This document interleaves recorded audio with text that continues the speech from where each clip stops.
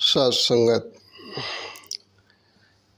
एक बात आती है कि कोई तन दुखी, कोई मन दुखी, कोई धन बिन रहे उदास, थोड़ा थोड़ा सब दुखी, सुखी राम का दास। कि राम का दास जो सुख चाहे सदा, शरण राम की ले। तो ये बात के ऊपर थोड़ा सा गहराई से विचार करने जैसा है कि सुखी राम का दास जो सुख चाहे सदा, शरण राम की ले। तो ये देखना भी पड़ेगा कि राम का दास एक्चुअल सही मायने में होते कैसे हैं। कई बार कहते हैं कि राम का दास होना मतलब अपने जीवन में भगवान राम का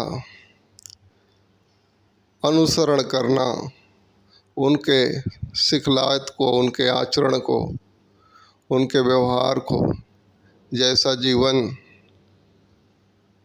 जीने का नियम बनाया है भगवान ने, उसको अपनाना, ना कि उससे कुछ अलग हो।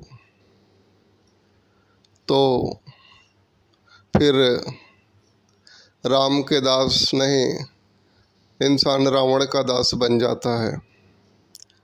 ये कहते हैं कि राम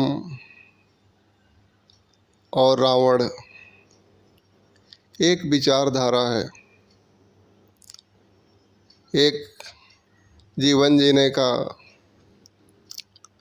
जो तरीका है, उसमें हमारा जीवन जो है राम वाला है या रावण वाला है।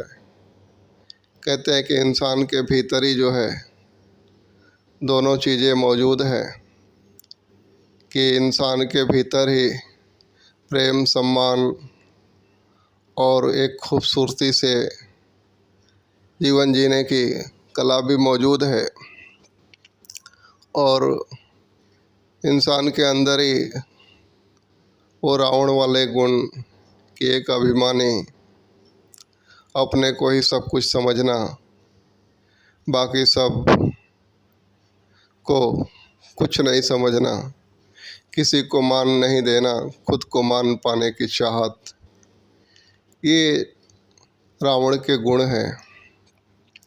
तो ये दोनों चीज़ें हमारे अंदर ही है। तो हम देखने का ये भी प्रयास करें कि हम राम वाला गुण अपना के चल रहे हैं, या कदम कदम पे हमारे भीतर रावण प्रकट हो रहा है। हमारे भीतर हम प्रकट किसको कर रहे हैं, किन विचारधाराओं को स्थान दे रहे हैं। तो अगर कहते हैं कि जो सुख चाहे सदा, शरण राम के ले, कि अगर सदा सुखी रहना है तो राम की शरण लेना, यानी राम का जो जीवन जीने का सलीका था, भगवान ने जो नियम बनाए हैं प्रेम मोहब्बत से जीना, आगे बढ़ के एक दूसरे का सम्मान करना, सत्कार करना, हर एक की मान रखना, हर एक के भले के लिए सोच रखना। तो ये अगर हमने अपनाया है तो हमने राम की शरण ली है।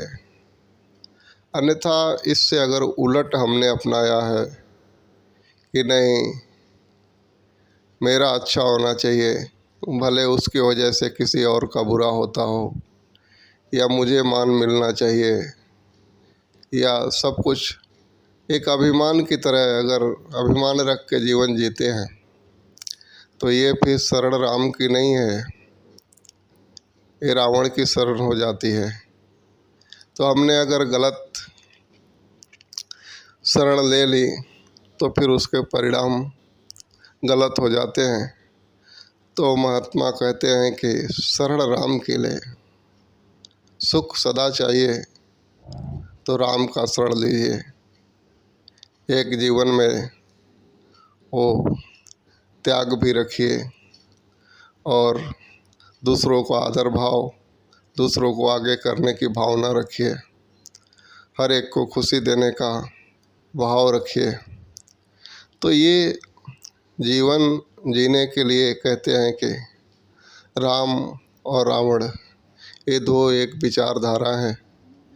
अपने जीवन को सदा सुखी रखना है तो राम की शरण लेनी होगी, यानी राम के गुणों को अपनाना होगा। और इससे अलग हमने अगर रावण के गुण अपना दिए तो एक गलत फहमी हो गई कि हम राम की शरण में हैं, हम तो रावण की शरण में चले गए, तो फिर वहाँ तो तूफान ही तूफान है, तकलीफ़ ही तकलीफ़ है। तो आओ इस बात को समझें, इस शरण राम की लें कि जो सुख चाहे सदा शरण राम की लें, कि प्रभु का शरण लें, यानी प्रभु ने जो हमारे जीवन के लिए नियम बनाए हैं उस नियम को अपनाएं, ना कि उससे कुछ अलग।